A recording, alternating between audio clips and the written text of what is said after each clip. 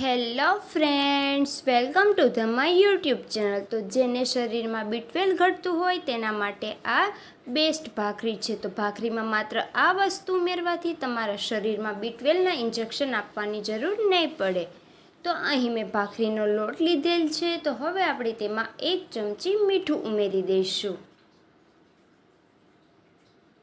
તો મીઠું ઉમેર્યા બાદ અહીં આપણે તેલની જગ્યાએ ઘીનું મોણ આપવાનું છે. તો 1 થી 1.5 ચમચી ઘી ઉમેરી દઈશું.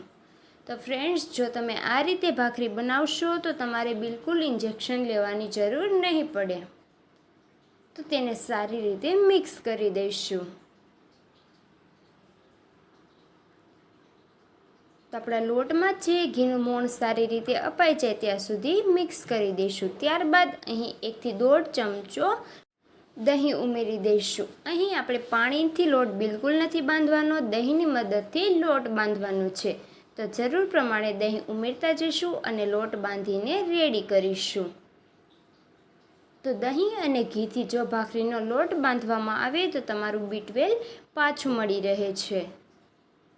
તો આ રીતે તેને લોટ બાંધીને 10 થી 15 મિનિટ સુધી રેસ્ટ આપીશું. તો 10 થી 15 મિનિટ પછી આપણે ભાખરીનો જે લોટ બાંધ્યો છે તેની ભાખરી બનાવીને તૈયાર કરવાની છે.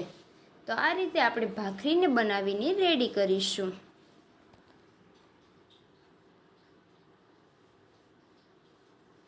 તો હવે આપણે ભાખરીને વણીને તૈયાર કરીશું. તો ફ્રેન્ડ્સ, જેને B12 ઘટતું હોય તેના સુધી આ વિડીયોને શેર કરો જેથી તમારા શરીરનું B12 ઘટતું બંધ થઈ જાય. તો હવે આપણે ભાખરીને શેકી લઈશું. માત્ર 1 વીક સુધી આ ભાખરી ખાવાથી તમારા B12માં સુધારો આવે છે. તો બીજી બાજુથી આપણે તેને શેકી લઈશું. તો હવે આપણી ભાખરી છે તે અહીં આપણે ગેસ ઉપર શેકવાની નથી, બિલકુલ તાવડીમાં જ શેકી લઈશું.